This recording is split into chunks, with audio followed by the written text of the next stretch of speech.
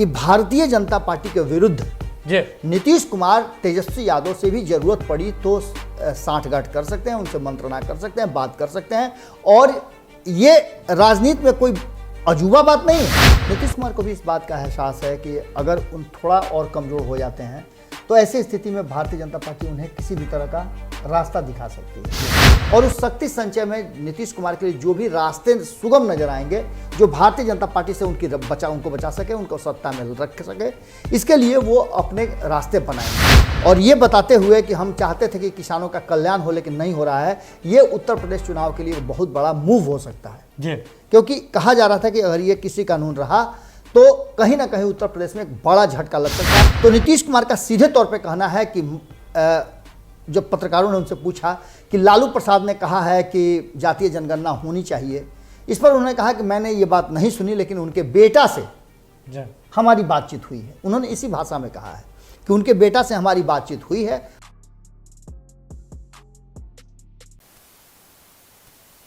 नमस्कार, बिहार के digital media का जनक भारत लाइव भी देख रहे हैं आप। भारत लाइव में रातों रात देख रहे हैं।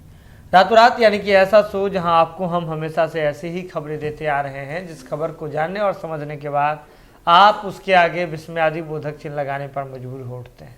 खबर ऐसी होती है जो आने वाले समय की बिहार की राजनीति की दिशा और दशा तय करती है। आज भी हमारे पास ऐसी ही खबर है। नीतीश कुमार जी दिल्ली से लौटे हैं और दिल्ली से लौटने के साथ ही नीतीश कुमार जी ने तेजस्वी यादव जी के साथ मुलाकात करने की बात कह करके बीजेपी की धड़कन बढ़ा दी है। धड़कन इसलिए भी बढ़ गई है क्योंकि 2022 में जो उत्तर प्रदेश में चुनाव है उस पर नीतीश कुमार जी अगर तेजस्वी यादव जी से मुलाकात करते हैं तो एक सीधा असर पड़ता हुआ दिख रहा है। इन तमाम मसलों पर चर्चा के लिए हमारे साथ बिहार के राजनीति के जाने माने चेहरे विजय मिश्र बाबा जी मौजूद हैं। तो बाबा, किस तरह से कैसे होगा ये? सुमन, बिहार में राजनीतिक रूप से उथल पुथल तो मचा हुआ है, ये आप इससे इनकार नहीं कर सकते हैं। 2020 के चुनाव के बाद से ही ये बात लगातार चर्चा में चल रही है कि नीतीश कुमार भारतीय जनता पार्टी के साथ भले रह रहे हों, लेकिन ये हड़बड़ी के ब्याह कनपटिया सिंदूर वाली बात है। कारण कि भारतीय जनता पार्टी के भीतर भी इस बात का उधेड़ बुन चल रहा है कि 15 साल हो गए, नीतीश कुमार को मुख्यमंत्री बनाने के लिए हम लोगों ने सब कुछ त्याग कर दिया है। नीतीश कुमार जैसे कहते हैं वैसे हम लोग उनके पीछे भी चल रहे हैं। अब नीतीश कुमार को स्वतः चाहिए था कि वो उनके हाथ में सत्ता हस्तांतरित कर दें। नीतीश कुमार को भी इस बात का एहसास है कि अगर उन थोड़ा और कमजोर हो जाते हैं तो ऐसी स्थिति में भारतीय जनता पार्टी उन्हें किसी भी तरह का रास्ता दिखा सकती है। और खास करके अगर बात करें उत्तर प्रदेश चुनाव की, तो उत्तर प्रदेश चुनाव को लेकर के भारतीय जनता पार्टी बहुत ज़्यादा रिजिड है। उत्तर प्रदेश चुनाव में अभी 50-50 का जो सर्वे आ रहा है, उस सर्वे के हिसाब से 50-50 का चांस है कि भारतीय जनता पार्टी सत्ता में आ सकती है और नहीं भी आ सकती है। इसके लिए भारतीय जनता पार्टी ने एक बड़ा दाव चला है, जिस दाव की चर्चा हम लगातार कर रहे हैं। कृषि कानूनों को वापस लेना एक बहुत बड़ा दाव है। लेकिन इस दाव के पहले नीतीश कुमार, इस फैसले के पहले नीतीश कुमार दिल्ली गए थे, और दिल्ली जाने के बाद प्रधानमंत्री से भी उनकी मुलाकात हुई थी, लेकिन इस बार नहीं, इससे पहले वाले जब गए थे सब दलीय बैठक को लेकर के, सब दलीय लोगों को लेकर के गए थे और लेकर ला करके वो अपनी बात वहाँ रखे थे। हालांकि ये कृषि कानून वापस लेना नीतीश कुमार नहीं चाहते थे, क्योंकि नीतीश कुमार ने बिहार में उस तरह के कानून पहले से लागू कर रखे हैं। जी बिल्कुल। तो नीतीश कुमार के लिए इस कानून में बहुत कुछ ऐसा नहीं था जिसके चलते विद्रोह हो, विरोध हो, लेकिन नीतीश कुमार की टीम लगातार केंद्र सरकार पर, भारतीय जनता पार्टी पर, प्रधानमंत्री पर और कृषि मंत्री पर भी इस बात का दबाव बना रही थी कि अगर किसान नहीं चाहते हैं कि ये तीनों कानून लागू हो, तो जब उन्हीं के हित में कह रही है सरकार कि हम बना रहे हैं कानून, तो उन्हें वापस ले लेना चाहिए। 1 साल हो गए, 1 साल के बाद कानून वापस हो गए हैं, लेकिन नीतीश कुमार यहाँ चुप रहने वालों में से नहीं है। नीतीश कुमार सीधी तौर पर अपनी शक्ति संचय करने के लिए लगे हुए हैं, और उस शक्ति संचय में नीतीश कुमार के लिए जो भी रास्ते सुगम नजर आएंगे, जो भारतीय जनता पार्टी से उनको बचा सके, उनको सत्ता में रख सके, इसके लिए वो अपने रास्ते बनाएंगे। और इस रास्ते को बनाने के लिए नीतीश कुमार को कहीं ना कहीं अपनी शक्ति का संचय करना है, जिसके लिए वो लगातार कर रहे हैं। एक बार फिर से, जहां एक तरफ प्रधानमंत्री नरेंद्र मोदी ने बाउंसर बॉल पर सिक्सर मार दिया है कृषि कानून को निरस्त करके, और ये बताते हुए कि हम चाहते थे कि किसानों का कल्याण हो लेकिन नहीं हो रहा है, ये उत्तर प्रदेश चुनाव के लिए एक बहुत बड़ा मूव हो सकता है। क्योंकि कहा जा रहा था कि अगर ये कृषि कानून रहा तो कहीं ना कहीं उत्तर प्रदेश में एक बड़ा झटका लग सकता है, क्योंकि किसान को लेकर के जो आंदोलन चल रहा था वो कहीं ना कहीं भारतीय जनता पार्टी और खास करके एनडीए से किनारा कर रहा था और एनडीए को मुश्किलों में डाल रहा था। बिल्कुल। अब इन सब बातों के बाद जब दिल्ली से लौटते हैं नीतीश कुमार और पत्रकार उनसे बात करते हैं, तो वो सीधी तौर पे कृषि कानूनों की बात करते हुए इतना ही बात कहते हैं कि उन्होंने ही लागू किया था और वही निरस्त कर रहे हैं, इसमें मुझे कुछ नहीं कहना है। पहली बात। दूसरी बात कि क्या आप आगे जो जातीय जनगणना है या अपना जो डिमांड है बिहार को विशेष राज्य का दर्जा है वगैरह वगैरह, इन सब बातों को लेकर के आप आगे और पहल करेंगे? तो नीतीश कुमार का सीधे तौर पे कहना है कि जब पत्रकारों ने उनसे पूछा कि लालू प्रसाद ने कहा है कि जातीय जनगणना होनी चाहिए, इस पर उन्होंने कहा कि मैंने ये बात नहीं सुनी, लेकिन उनके बेटा से हमारी बातचीत हुई है। उन्होंने इसी भाषा में कहा है कि उनके बेटा से हमारी बातचीत हुई है, आगे भी हम बात करने वाले हैं। यानी कि कहने का तात्पर्य इतना ही है कि भारतीय जनता पार्टी के विरुद्ध नीतीश कुमार तेजस्वी यादव से भी जरूरत पड़ी तो सांठगांठ कर सकते हैं, उनसे मंत्रणा कर सकते हैं, बात कर सकते हैं, और ये राजनीति में कोई अजूबा बात नहीं है।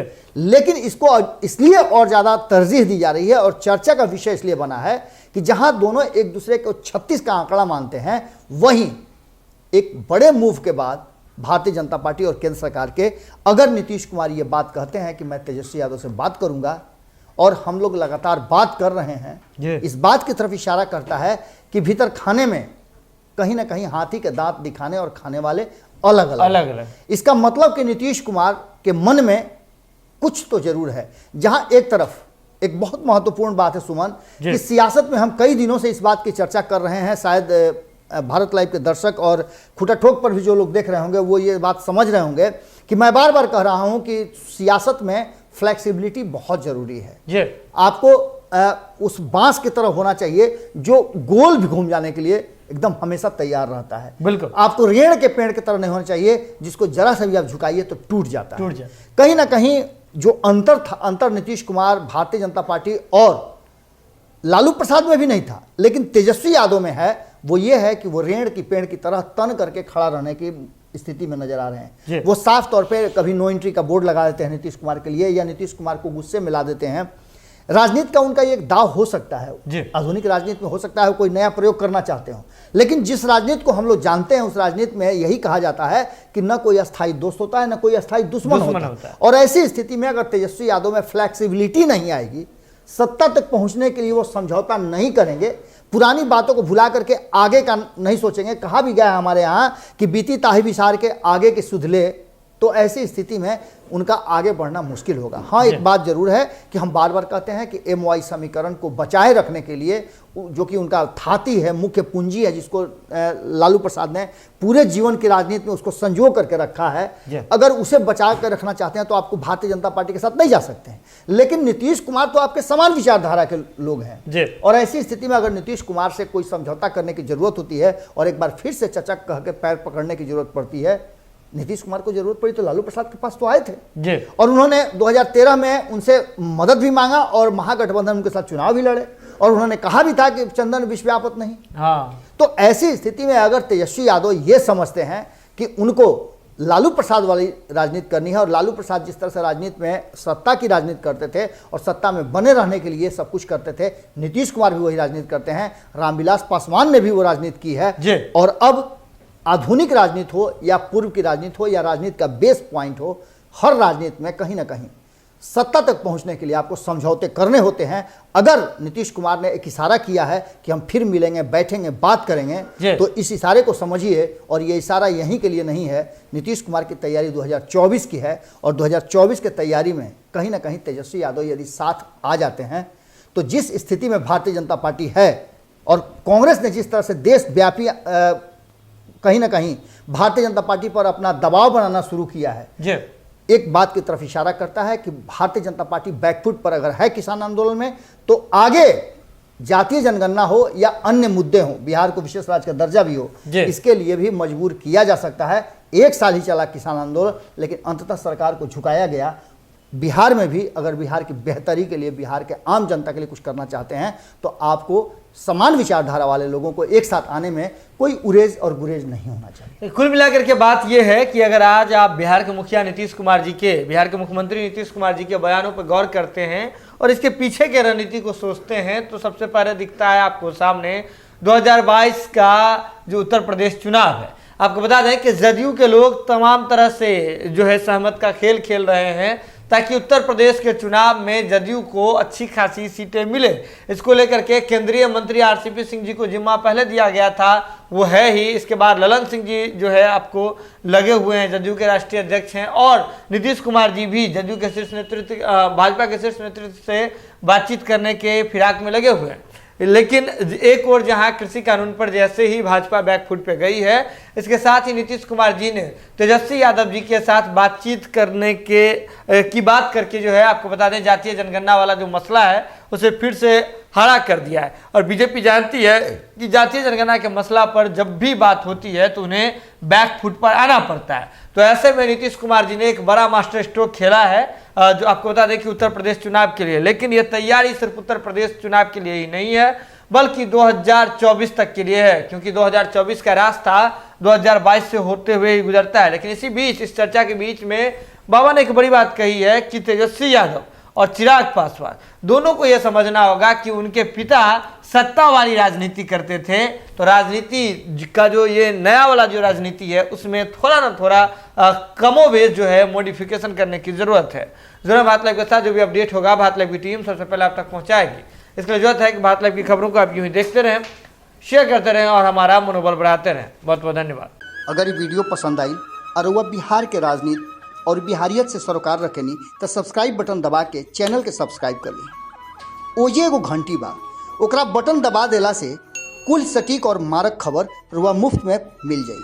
अगर रुआ पत्रकारिता के हमनी के नया प्रयोग में सहयोग कर चाहतानी तो ज्वाइन बटन दबा दी। पेटीएम नंबर नोट कर ली 9386816700। धन्यवाद।